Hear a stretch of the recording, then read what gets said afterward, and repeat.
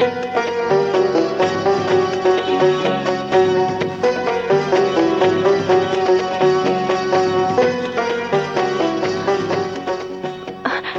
কেন পরদেশী? সামনে গভীর জঙ্গল, পথ অতিশয় দুর্গম। এই পথ রাত্রে পাড়ি দেওয়া নিরাপদ নয় শাহজাদি। তাহলে আজকের রাতটা আমাদেরকে এখানেই কাটাতে হবে। আসুন শাহজাদি।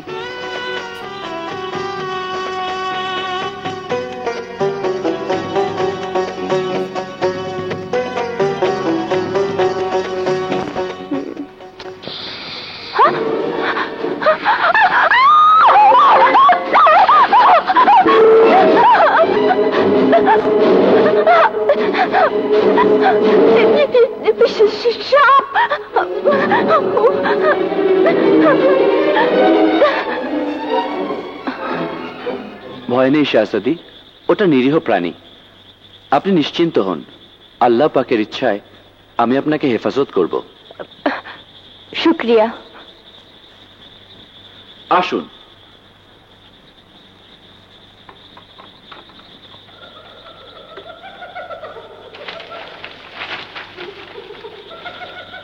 এই গাছতলায় আজ রাতের জন্য আপনার শাহী মহল। গাছের নিচে আমার রাত্রি যাপন করতে আপত্তি নেই, কিন্তু অচেনা পরদেশীর সাথে একই গাছের নিচে শাহজাদের রাত্রি যাপন শোভা পায় না।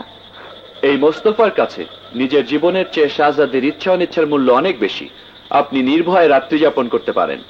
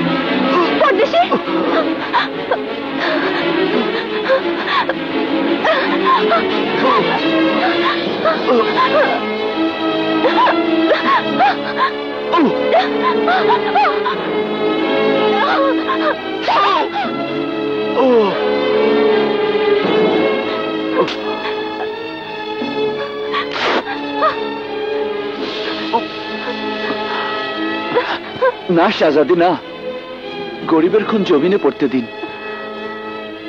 গরিবের খুন শাহজাদির হাতে স্পর্শ করতে পারে না। আল্লাহ, আল্লাহ আমাকে সুস্থ করবেন। না, ও কথা বলবেন না। যার সাহারা আমার জিন্দেগির সওগাত বয়ে নিয়ে এলো, যার সাক্ষাতে শাহজাদের দিলে নেমে এলো প্রেমের তুফান, তাকে অবহেলা করবেন না। পর মেহেরবানি করে একটু সেবা করার সুযোগ দিন।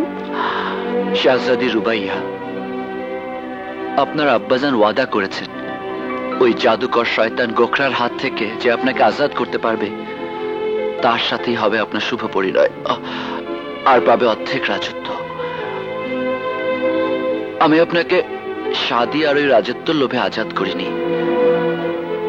আপনাকে আজাদ করার লক্ষ্য ছিল আমার দায়িত্ব। সারা জাহানের নারীর ইজ্জত রক্ষা করা একজন পুরুষের ফরজ। আমি আমার ফরজ আদায় করেছি মাত্র। এখন এখন আপনি আজাদ, মুক্ত, স্বাধীন। শাহজাদি, আপনার রাজ্যে ফিরে যান। পরদেশী, জিন্দেগির 16 বছর বয়সে পহেলা আপনার মতো এক ইনসানের সাক্ষাৎ লাভ আমার সৌভাগ্য। আমি আপনার বেগম হওয়ার অযোগ্য জানি। শুধু দিলের আকুল ফরিয়াদ, আপনার দাসী হতে চাই। দয়া করে